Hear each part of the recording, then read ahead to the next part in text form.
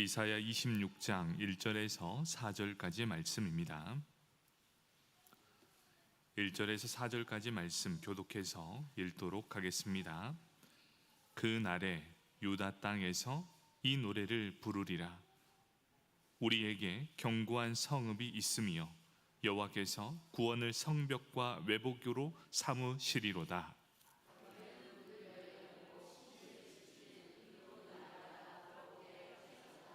주께서 심지가 견고한 자를 평강하고 평강하도록 지키시리니 이는 그가 주를 신뢰함이니이다.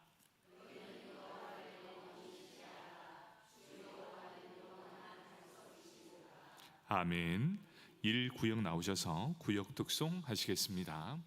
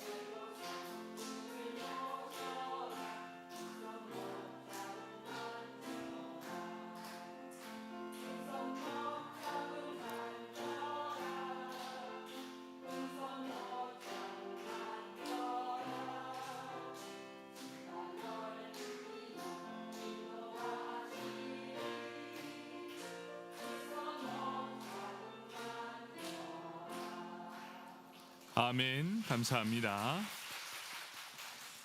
우리 1구역 우리 한용훈 장로님까지 오셨는데 우리 1구역 힘내시고 더욱더 하나님의 은혜 가운데 부흥할 수 있도록 다시 한번 격려의 박수하겠습니다. 감사합니다. 우리 함께 말씀을 듣기 전 옆 사람에게 인사하도록 하겠습니다. 오늘 하루 수고 많으셨습니다.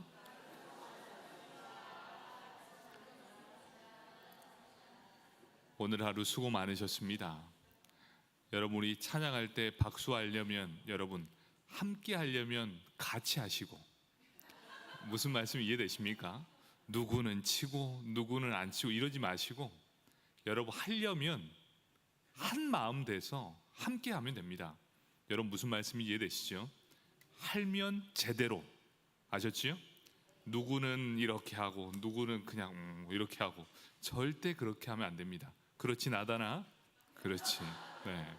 여러분 하려면 마음을 다해서 함께 하시고, 또 이렇게 분위기가 약간 다운된다 그러면 여러분 함께 박수하면서 우리가 찬양했으면 좋겠습니다.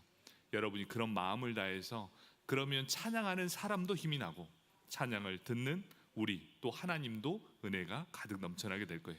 여러분 할 때는 화끈하게, 아셨죠? 네, 감사합니다. 화평, 거친 파도 가운데 존재하는 열매입니다. 여러분, 우리가 살아가는 이 시대를 요즘은 무슨 시대라 합니까? 불안의 시대라고 합니다. 점점 이런 불안의 시대가 우리 삶에 너무나 깊숙하게 찾아오게 되는 것이지요. 그런데 어떻습니까?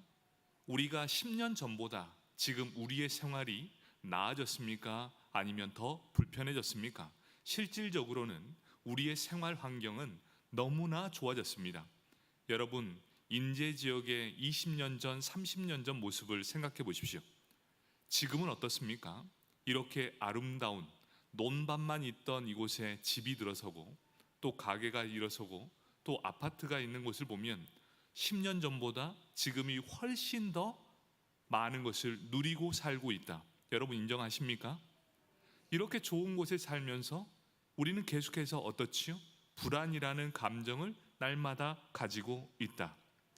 이전 어떤 시대보다 더 많은 불안 속에 살아가고 있는 것이 지금 현 시대의 모습입니다. 과거보다 훨씬 더 안전한 삶이 맞습니다. 그리고 안락하고 편안한 환경인 것은 분명합니다. 그렇지만 정작 이 시대의 사람들은 더 많이 염려하고 불안 가운데 살고 있는 것이 우리의 현실이라는 것이지요. 그런데 우리 인간들에게 있어서 불안이나 염려 그리고 두려움은 이 시대만의 문제가 아니었다는 것이지요. 우리 인간이 살아오는 순간순간 매 순간이 날마다 불안 그리고 두려움이 함께 있었다라고 말씀하고 있습니다. 사실 인간이 세상에 존재하기 때부터 우리는 언제나 불안 속에 살고 있는 존재다. 맞습니다. 우리는 늘 불안 속에 살고 있었습니다. 그래서 전도서 기자는 이렇게 말합니다.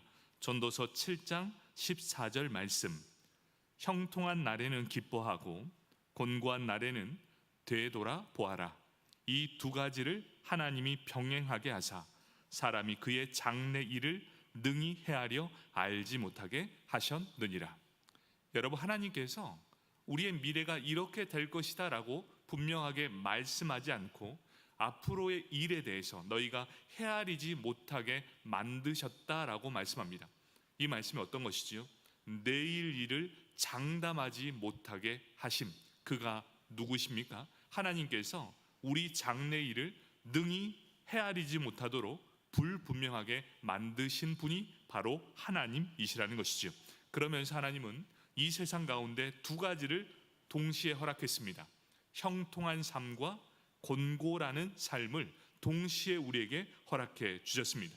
그렇다면 우리는 언제 형통하게 될지, 언제 나에게 곤고함이 찾아올지 아무도 예측할 수 없도록 하나님께서 그렇게 만드셨다라고 말합니다. 그래서 인간은 항상 미래에 대한 불안을 느끼면서 사는 존재가 되었다.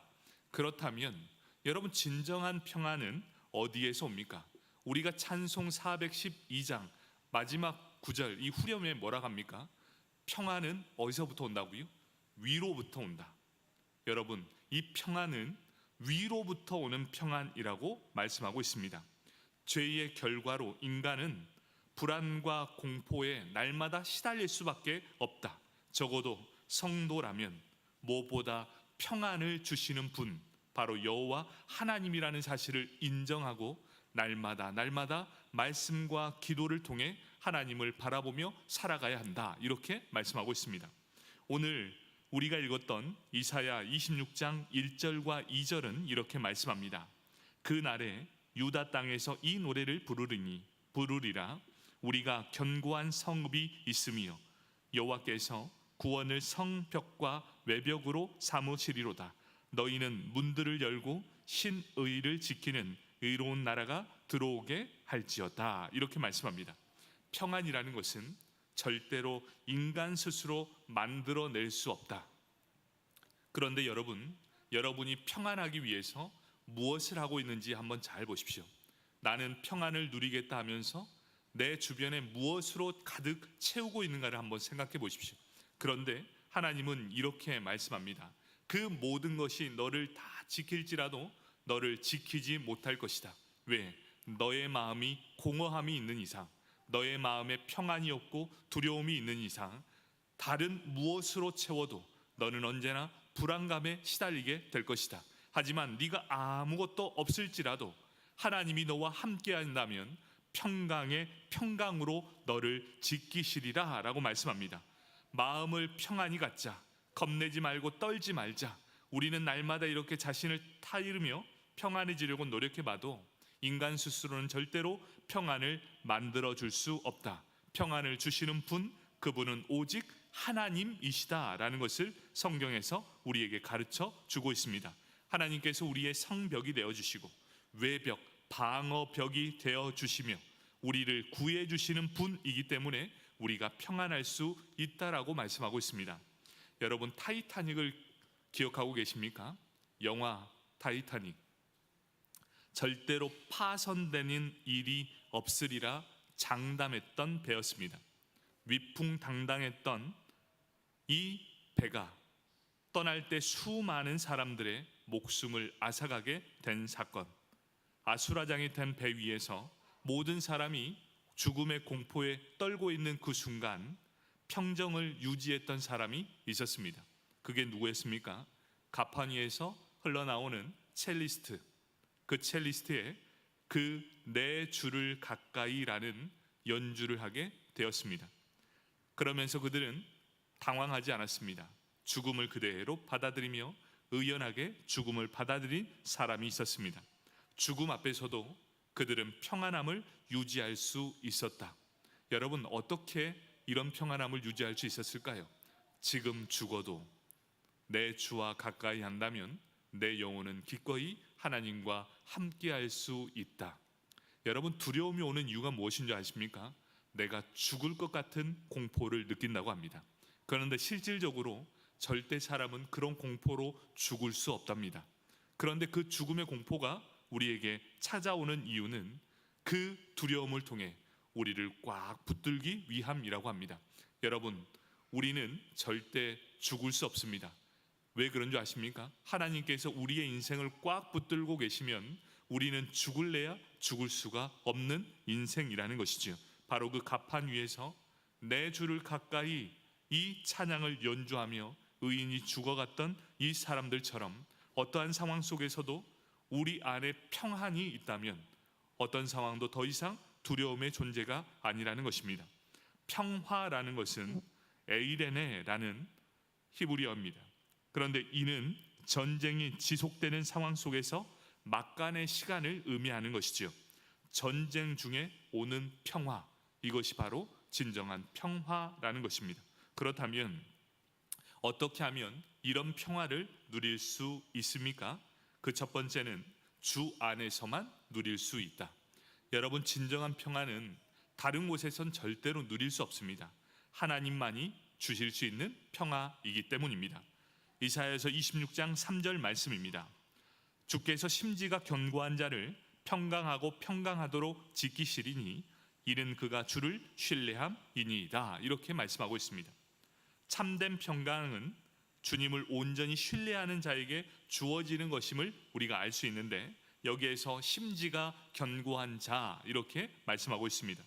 여러분, 심지가 견고한 자는 어떤 사람입니까?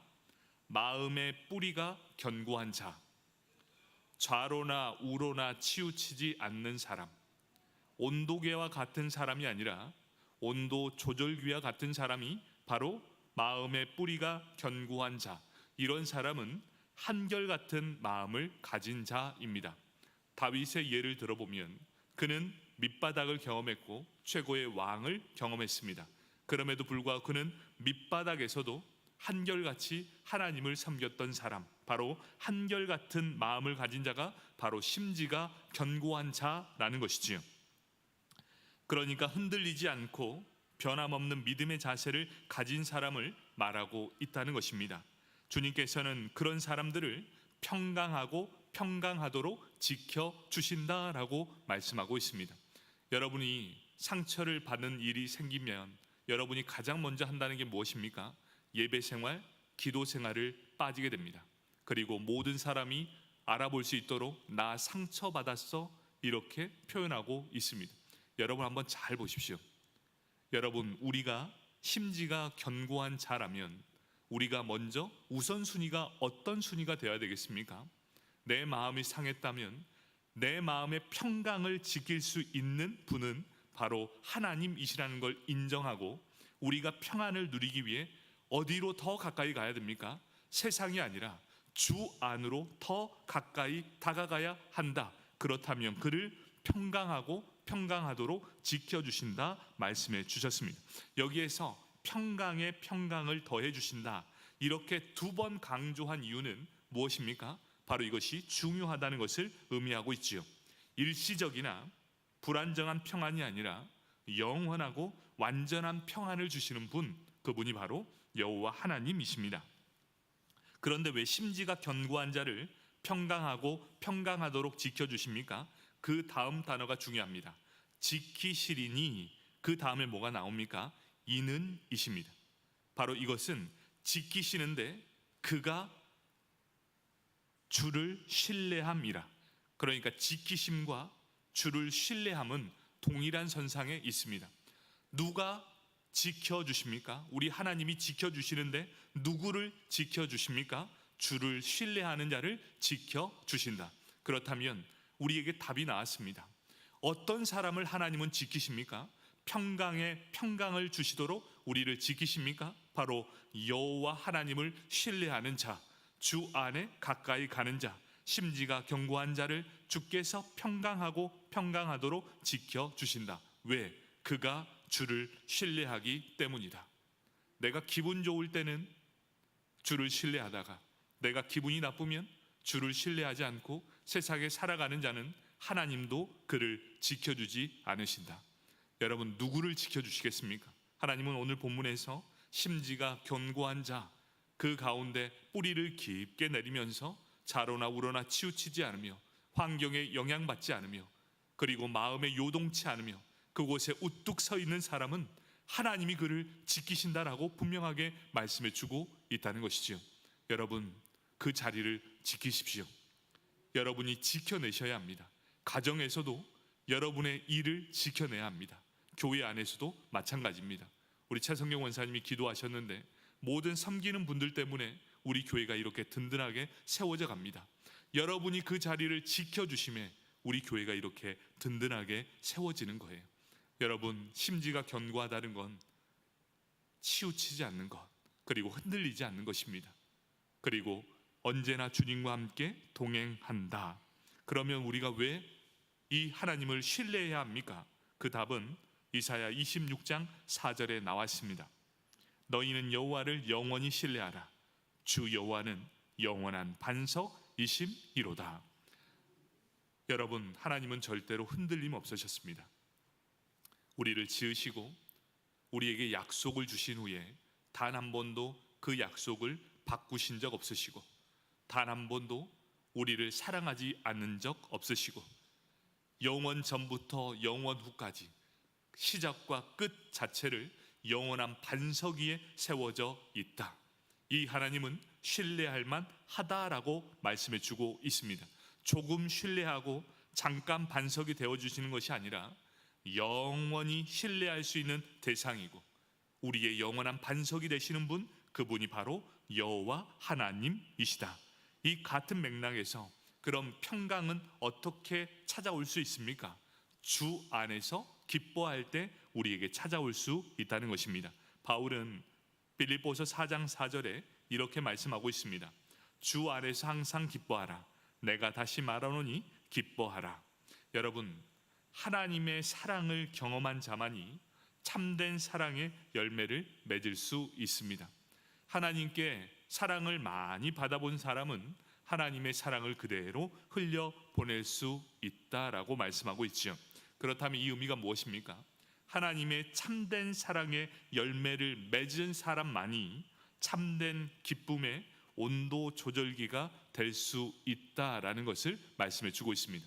여러분, 우리가 먼저 하나님의 사랑을 경험해야 합니다. 하나님을 만나야 합니다.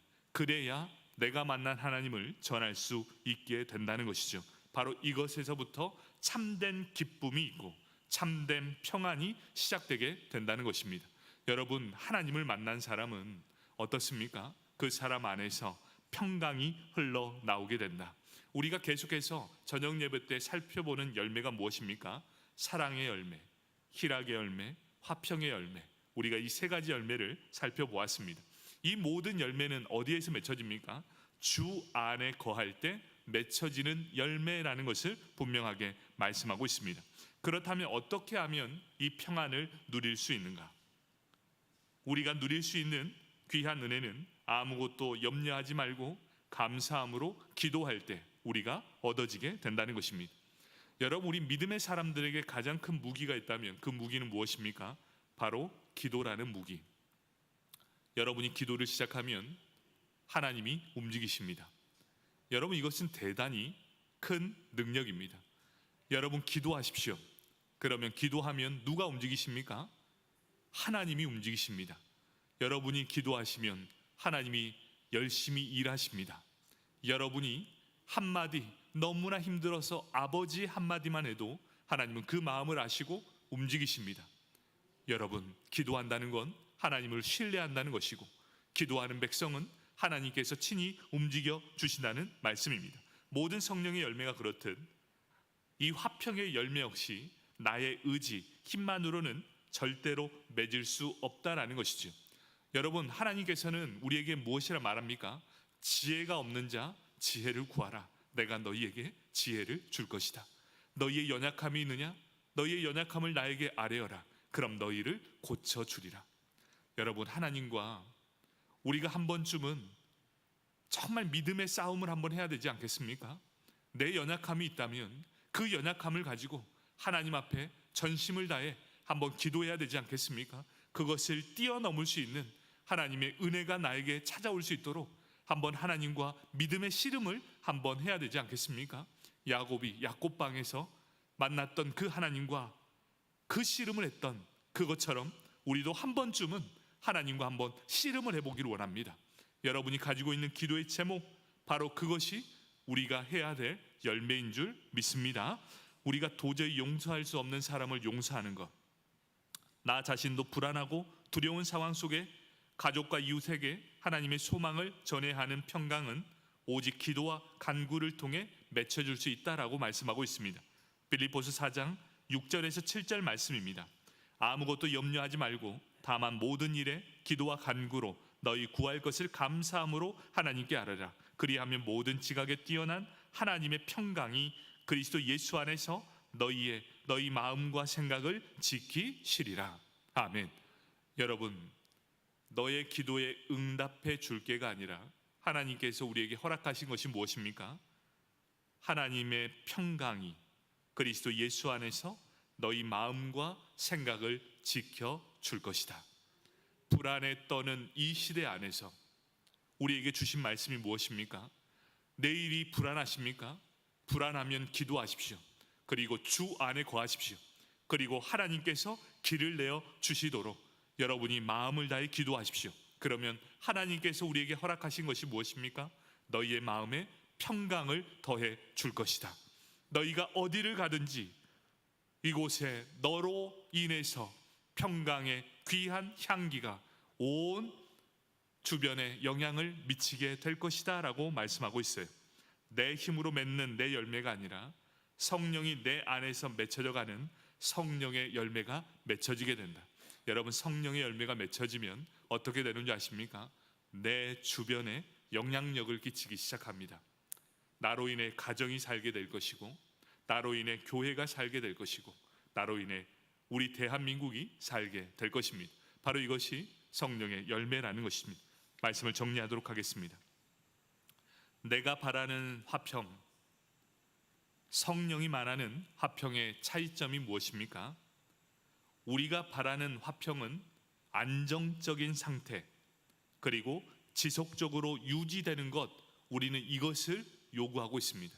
불완전한 세대 가운데 그냥 우리는 딱 나에게 주어지는 것, 이것이 지금뿐만 아니라 영원히 지속되는 것, 이것을 의미하고 있습니다. 그런데 성경이 말하는 화평은 어떻습니까? 상황에 달린 것이 아니라 내가 지금 하나님 안에 있느냐 없느냐라는 것입니다. 여러분, 이 차이가 느껴지십니까? 우리가 바라는 화평은 내가 이 삶을 살아갈 때 좀 더 많은 것을 누리고 그저 이 생활 속에 행복한 것을 원하고 있지만, 성경이 원하는 화평은 지금 네가 하나님 안에 있느냐, 너희가 지금 하나님 밖에 있느냐, 하나님은 그걸 원하고 있다는 것입니다. 내가 지금 잘 먹고 잘 사느냐, 이것이 문제가 아니라 너 지금 하나님 안에 있느냐, 아니면 지금 너는 하나님 밖에 있느냐, 이렇게 말씀하고 있다는 거예요. 만약 여러분이 지금 주 안에 있다면 마음에서 샘솟는 기쁨이 있을 것이고 하나님께서 주시는 평안함이 있게 될 것입니다. 그 삶이 바로 하나님께서 우리에게 허락하신 화평이라고 말씀하고 있다는 것입니다. 그런데 이것은 그냥 생기지 않습니다. 어떻게 이루어집니까? 신앙의 훈련이 필요하다는 것이죠. 그렇기 때문에 성령의 열매가 맺혀진 사람은 이제부터 어떤 열매를 맺히게 되느냐, 내가 그곳에 들어가면 문제를 만드는 사람, 트러블 메이커가 되는가, 아니면 내가 그곳에 들어가면 평화를 만드는 피스 메이커가 되는가. 여러분 한번 보십시오. 우리 그리스도인들이 어느 공간에 들어가든지 내가 그 공간에 딱 들어가면 그곳은 문제를 만드는 곳이 아니라 문제가 해결되고 평안을 회복하는 공동체로 돼야 된다. 여러분은 지금 피스메이커입니까? 아니면 트러블 메이커이십니까? 여러분이 갔다 그러면 대판 싸우는 곳을 만드십니까? 아니면 여러분이 갔다 하면 그곳이 화평을 유지하는 곳이 되게 됩니까? 바로 오늘 본문은 이걸 말씀해 주는 거예요.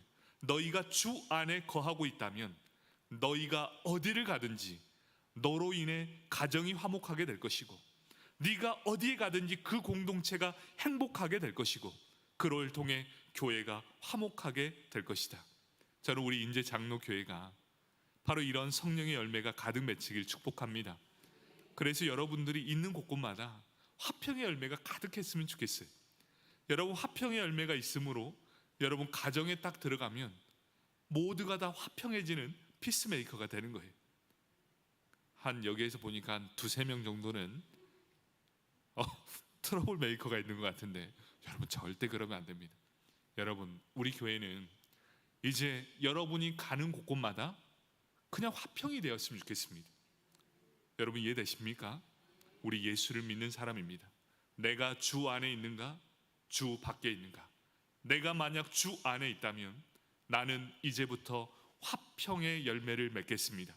내가 가는 그곳에 화평이 넘쳐나고 모든 분란이 사라지고 하나님의 귀한 은혜의 축복의 통로가 되겠습니다. 여러분, 이것이 가정 안에서 이루어지고 또 교회 안에 이루어지면, 또 직장 안에 이루어진다면 우리의 모든 삶에 하나님께서 지키시고 우리의 모든 것을 책임져 주실 것입니다. 바로 우리의 삶에, 그리고 우리를 통해 우리 주변이 변화되는 저와 여러분이 되길 축복합니다.